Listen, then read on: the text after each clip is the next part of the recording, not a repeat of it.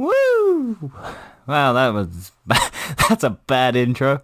Okay, whatever. Let's start. Welcome to Thoughts, Feelings, and Emotions, the podcast hosted by me, Daniel Frankham, also known as Frankenstein on the internet. Welcome back. This is episode 2, technically 3, but the last one was basically just all endgame spoilers. So, I'm going to just classify that as episode 1 of a side part where I just talk about a movie. And let's get right into it. I wanted to talk about some video game stuff today and maybe some other stuff. I will probably jump back to Avengers Endgame because there's it's still in the news. It's a big, massive movie. But I thought, let's focus on some other stuff. Aside from that, and maybe get into it later. First thing on the agenda today is Anthem. Surprisingly, Anthem's back in the news because the game is still being slashed and mashed by people, but the studio says it's still supporting it. And I wanted to take this opportunity to talk about the looter-shooter gaming landscape in general, because you have quite a few games on the market now and a couple new ones releasing. You have Destiny 2, Destiny 1, Division 2, and then you have the Borderlands games, the new ones coming out soon, and then you have Anthem, which tried to jump into that market, and I'm sure there are more, but the main big ones that people know are Destiny, Division, and Anthem, and Borderlands. And out of those, my favorite ones at the moment is my favorite franchise of all time is Destiny. I just love the Destiny franchise in general. I am currently wearing a Destiny jumper, so that may or may not mean I have a bias towards these games. But I had high hopes for Anthem. What I played of Anthem was alright. Not the best thing. I think the flying was pretty good, but the whole loading screens, and even then I was a Destiny 1 player and I know the loading screens, but fucking hell, Anthem's loading screens were just trash. And the whole economy around that, sort of go and do a mission, then you get stuck in a loading screen, then you go back to the base, then you have to go back out loading screen, then you get to the place, and then there's nothing in the world to do, and then you go, fuck it, I'll go back to the base and do a mission, then you get mission locked to have to be a certain level, so you have to go and grind a bunch of shit. And I know Destiny does that, but Destiny did it in such a better way, and even the Division. My history with the Division is I played the first one when it came out, and me and my friends were playing that, but I was working at the time in a supermarket, and I didn't have the weekends, and so when all my friends were on at the weekend, I couldn't play because I was working, but during the week I could, but then all my friends were off doing school and other things like that, so our schedules didn't always combine, so we agreed that we wouldn't level jump, so we wouldn't play without the other people, and so I would say, because I don't really care that much, but I was like, oh, okay, you guys can continue without me, and I'll just catch up in the spare time that I have, and then we can all play together at the same point. And they were like, okay, yeah, that's fine, we won't go that high, and if you want to level jump yourself a bit higher when you're playing so that we can level jump. So, for example, if we were all level 8, and I went and did some stuff in my spare time when I had it during the week, and I went to level 12, then everyone else would basically, in their time, go to level 12, so that we were all basically the same level when we played. But one of my friends went and got a bit pissy at me because I was doing that, even though we sort of agreed to do it, because like the logistics of everyone being able to play together was a bit harder in the time that we were doing it. And so I was just like, well, I'm going to just jump up a bit so that I can actually keep playing with you guys when you do it in your own time, because you two have the same schedule and I don't. So, you know, not the greatest thing in the world to get annoyed at me about. And then so I was like, okay, that's fine. And then he literally just went and grinded out and went super high level. So my other friend had to go and join him and get super high level to keep up with him.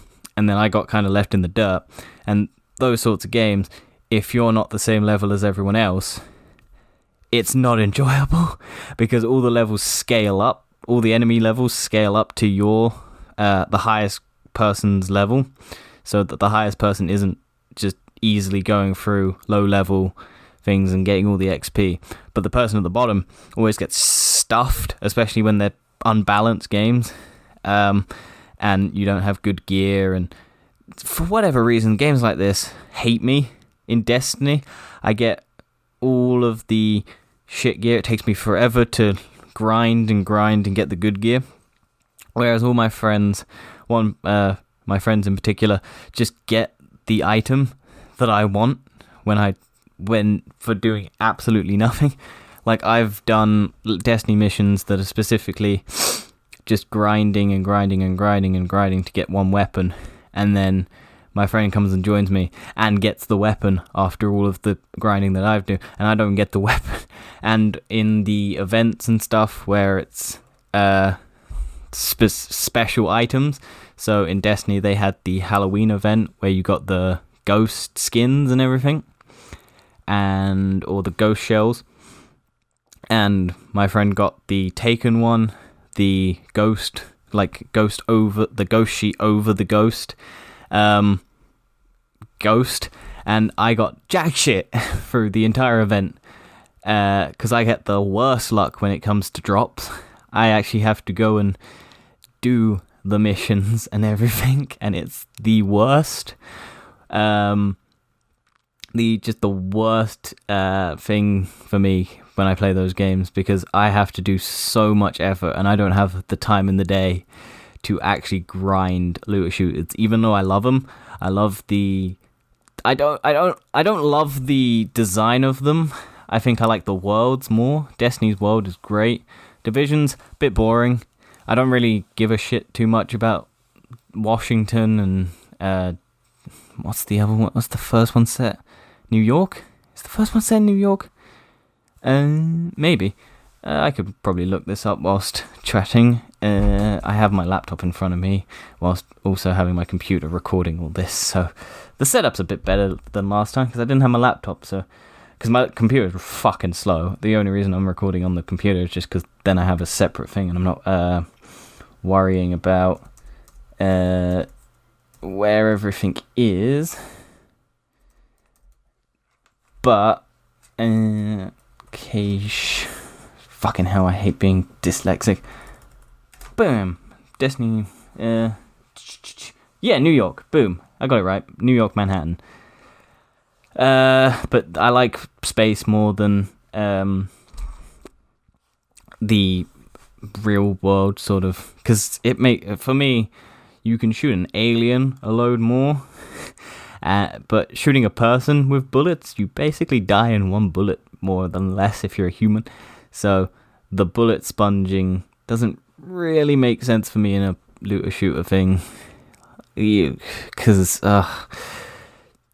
the amount of bullets you unload into someone in Division and they don't die, it's just so weird. I know it's a video game, but the idea behind it makes no sense to me if you apply any slight bit of logic. But with an alien in Destiny and in Anthem, it makes a little bit more sense, because they might have a little bit of self-healing things. Even for Destiny especially, they have the hobgoblins and the knights and everything that if you don't shoot them after a while, they will self-heal themselves. So it makes more sense, and they're a bit tougher, and they have a harder skin. But a dude in a bit of body armor can take several thousand rounds to the head and won't die. Little bit unrealistic for me.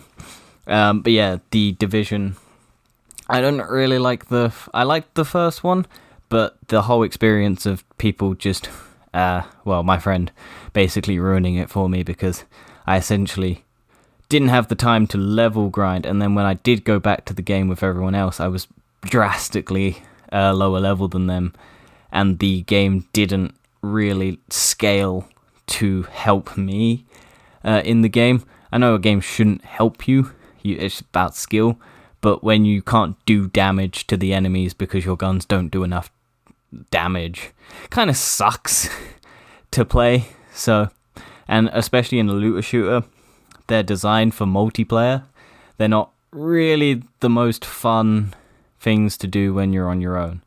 I mean, I've played Destiny on its own, and that's the best example that I have of a game that's a multiplayer game that's fun to do on your own.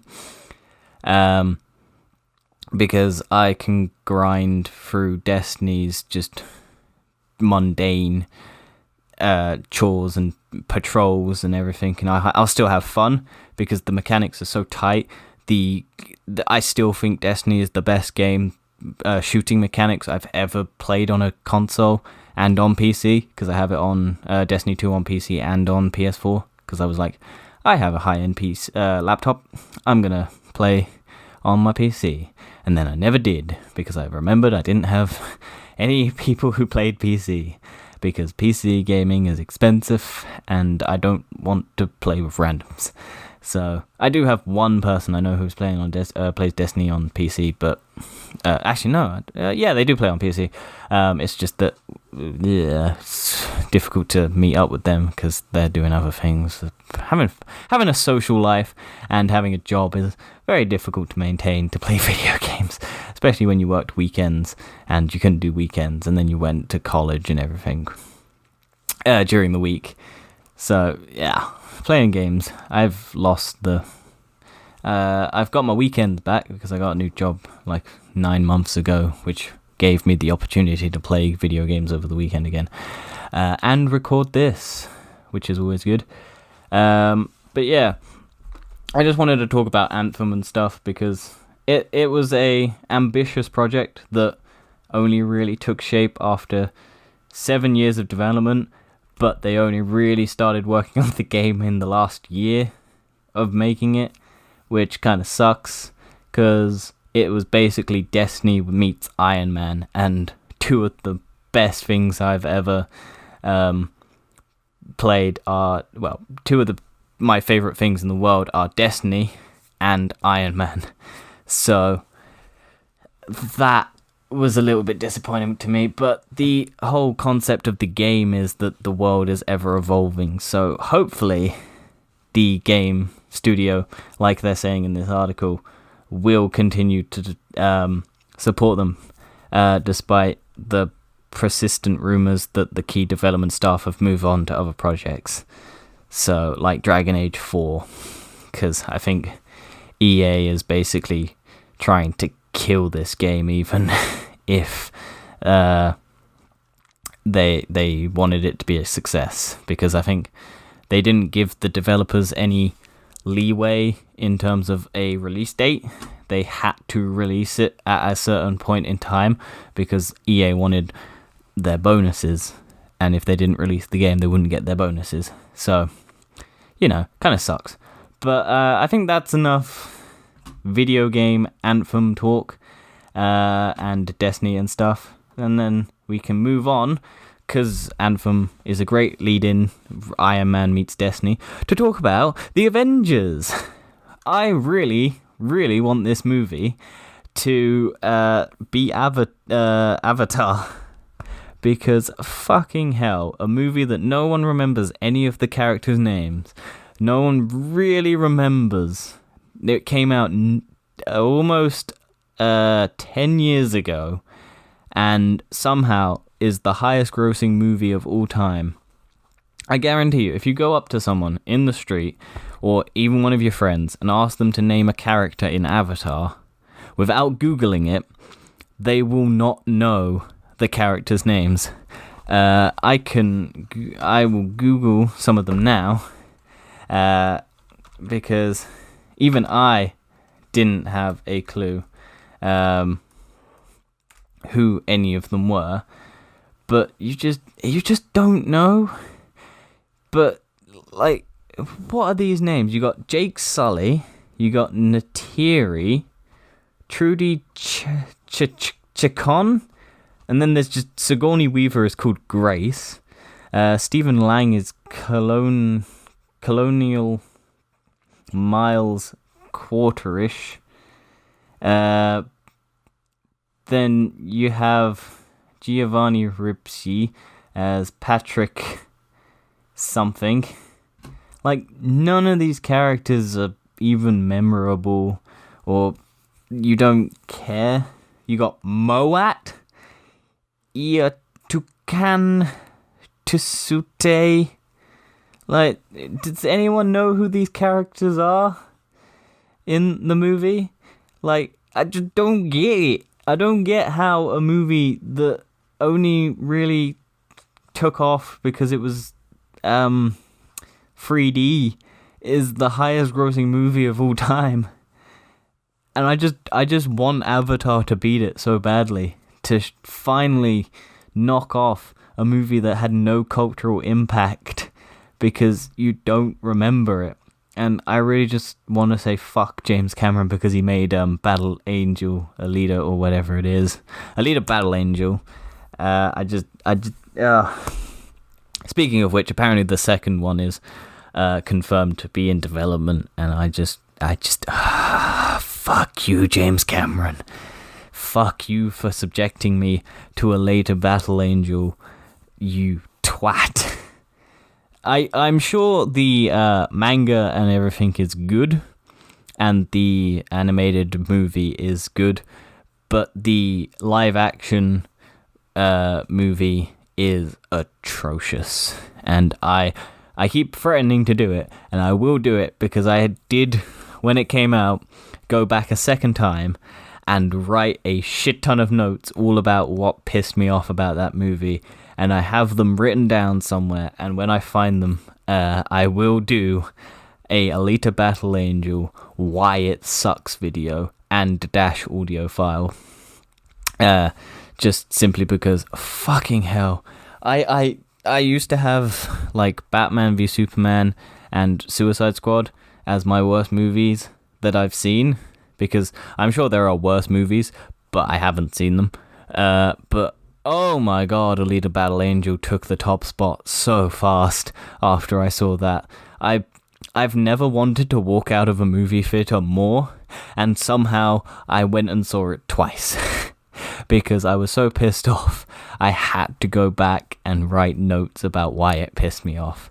But I mean, I didn't spend as much money on it, thankfully, because I have a Cineworld Unlimited card, which for I think $17 or 17 quid a month, I get to see unlimited movies. Which, speaking of which, next week, because I'm recording this on the Sunday, so this coming week, I will be going to see quite a few movies. I'll be seeing the Tolkien movie.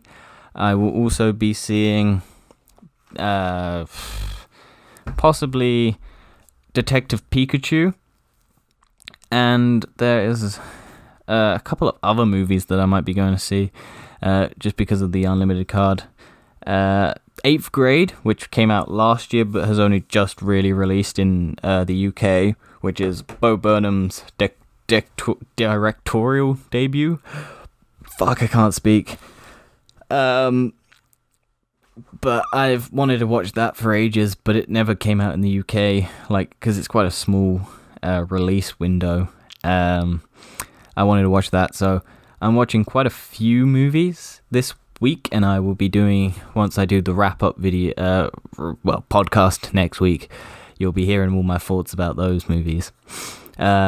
Speaking of Detective Pikachu, though, we got the other live-action video game movie trailer coming out this week, which was Sonic the Hedgehog trailer.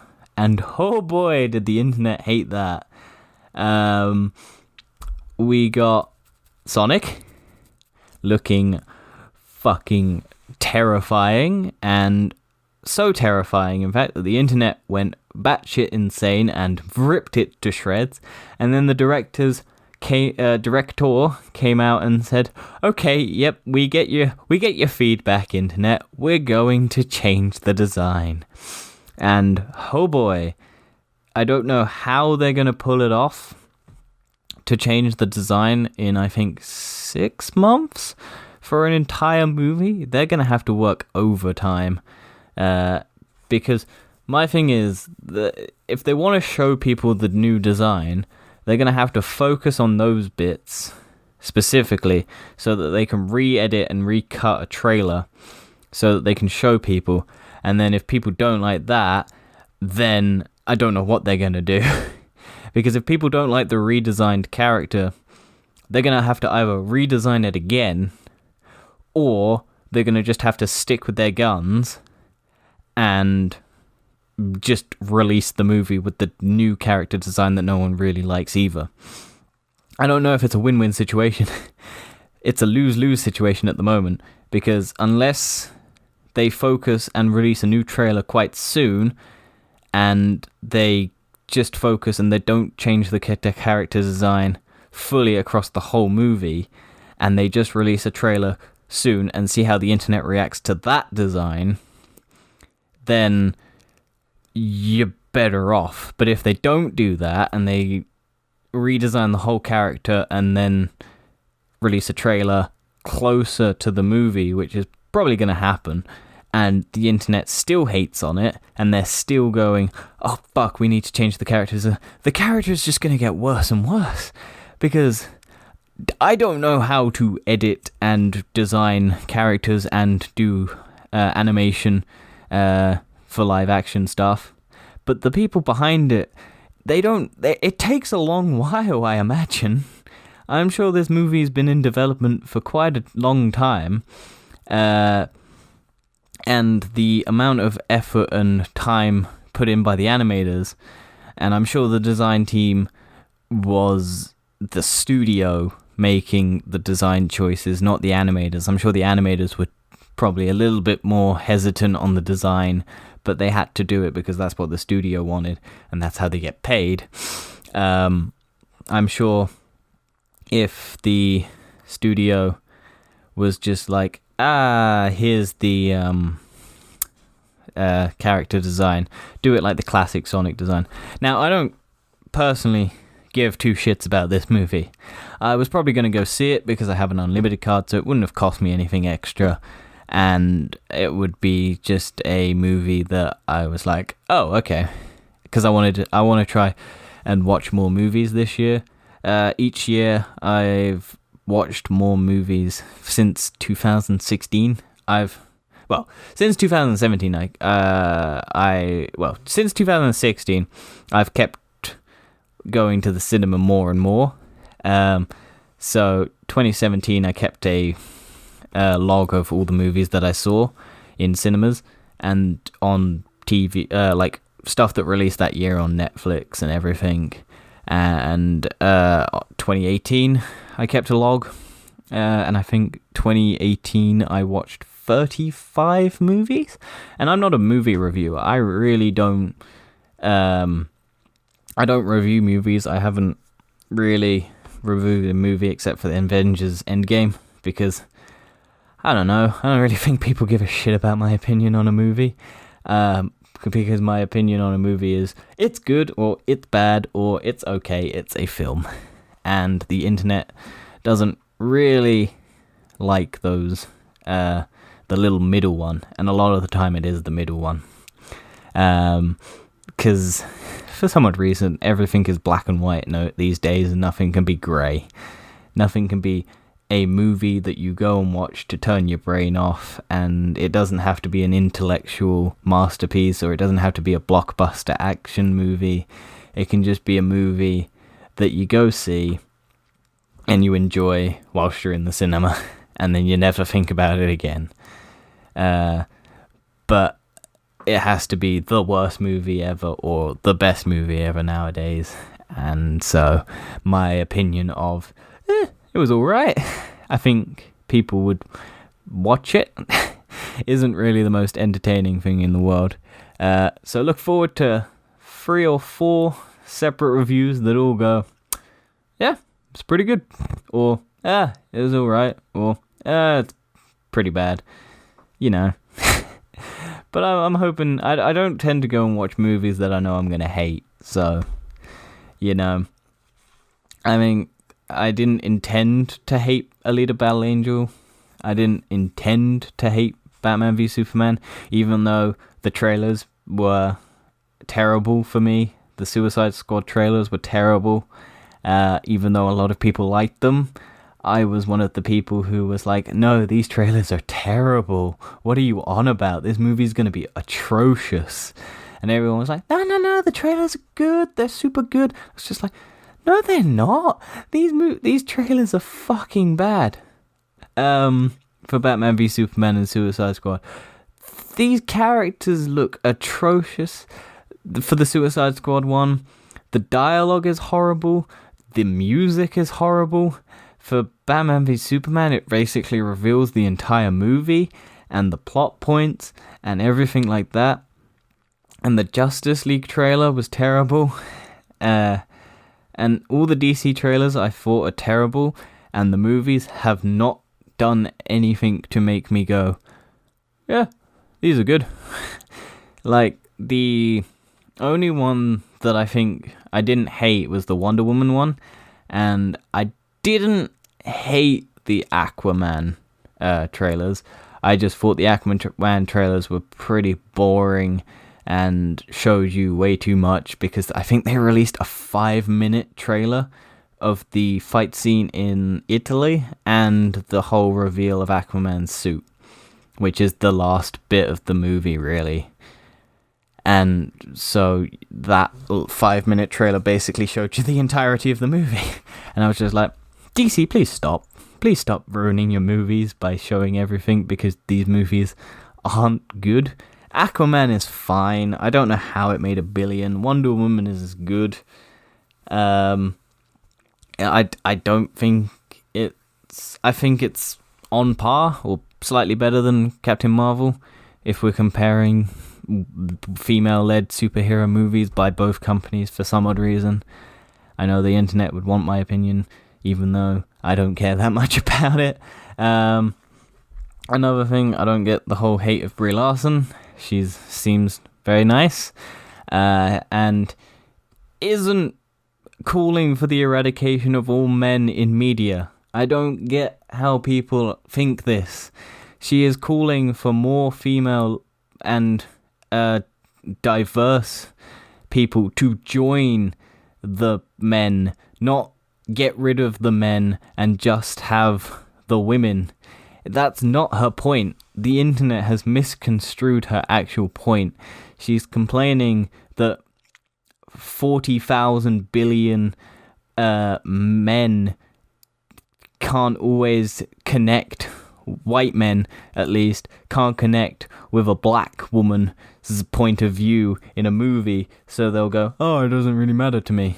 So, whereas if you had a black woman looking at the black woman on the screen, and she could connect slightly more. That's why Black Panther connected with so many people, because it's like, oh, I'm a black person, and I'm a person of colour, and there's a person of colour on the screen. This connects with me more than, oh, I'm a white person, and this black person, I can't really connect. I know that the basic principle isn't just that simple. I get it. I really do get it. But her point is, the vast majority of reviewers are straight white men. And if you want reviews to be good, normally the protagonist is a straight white man who the straight white men who are reviewing it can connect to on an emotional level and understanding. So the movies tend to be straight white men because straight white men review it. So if you want women or black people or people of color or Asian people or whatever, any other diverse group of people, then you should get people who can relate to that to review that. But you can also have the white men review it as well. But it's not, she's trying to get rid of black people. No, she's not trying to get rid of white people. I don't know what happened there. My brain went black, white, whatever. But she's not trying to get rid of white reviewers from movies. She's trying to add more reviewers of diversity to those people. You're not losing people, you're adding more is essentially the point. So I don't get the hate of Brie Larson for trying to do that, but I think the point's been misconstrued by white supremacists, supremacists, whatever the word is.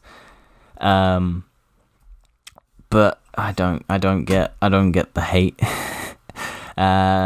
because she seems alright.